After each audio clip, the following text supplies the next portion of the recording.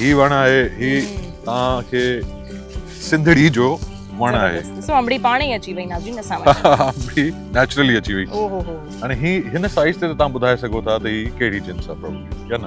अच्छा, ये हूंदो आहे छा? न, खुशबू सां ॾिसूं।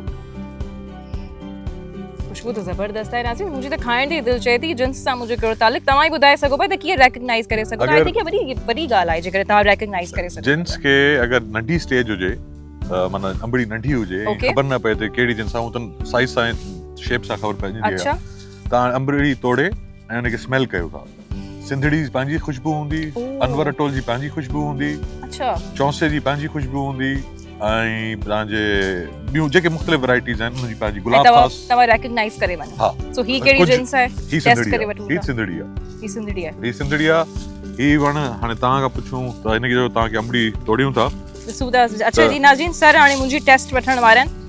खुशबू सां असांखे त ख़ैर अंब सां वास्तो हूंदो आहे, खुशबू खे कोन असीं ॾिसंदा आहियूं। सो लेट्स सी असां रेकग्नाइज़ करे सघूं था या न। ॾाढी दिलचस्प ॻाल्हि आहे। हिनजे रस जो ख़्यालु कजो, हथ साड़े छॾींदो। Really? Yes. This looks very fresh. हा, बस so you can smell. Sindhri लगे पियो।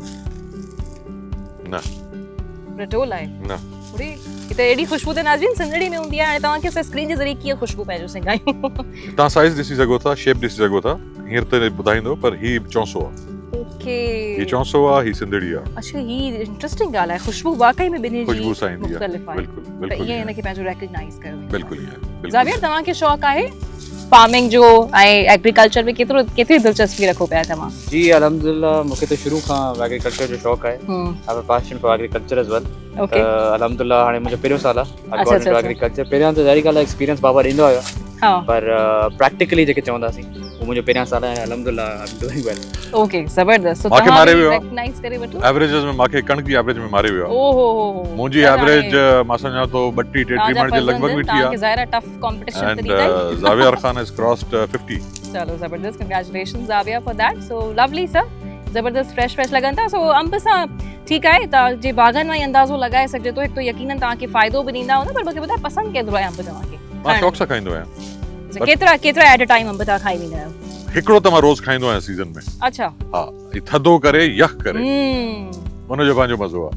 सही सही। ऐं हिते पोइ वधीक जेको आहे लेमन जा, लीमे जा बि आहिनि हुन प्लॉट्स में आहिनि। हुन पासे जी जी। लेमन्स में त कोई अहिड़ो न आहे न शइ रेकग्नाइज़ करण जे लाइ? चाइनीज़ बि हूंदो आहे, कागज़ी बि हूंदो आहे, मुख़्तलिफ़ वैराइटीज़ हूंदियूं आहिनि। जी हा, त उन में बि इहे शयूं वैराइटीज़ आहिनि। सीडलेस हूंदो आहे, अॼुकल्ह त हाणे सीडलेस जो बि दौर हले थो। सही सही। बगैर बिज जे जंहिंखे चइबो।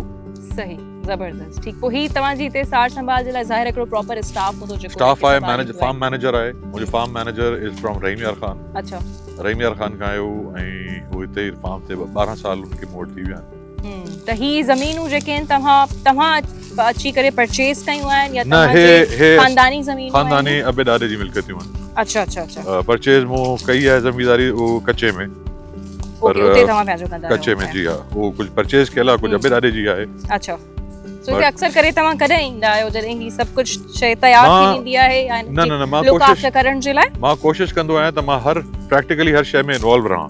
Okay, even over video call, ज़बरदस्त, या ज़ूम ते मैनेजर सां, कमदारनि सां हाल अहवाल ज़रूर वठंदा था वयूं। अच्छा अच्छा। ऐं इंस्ट्रक्शंस बि। हां,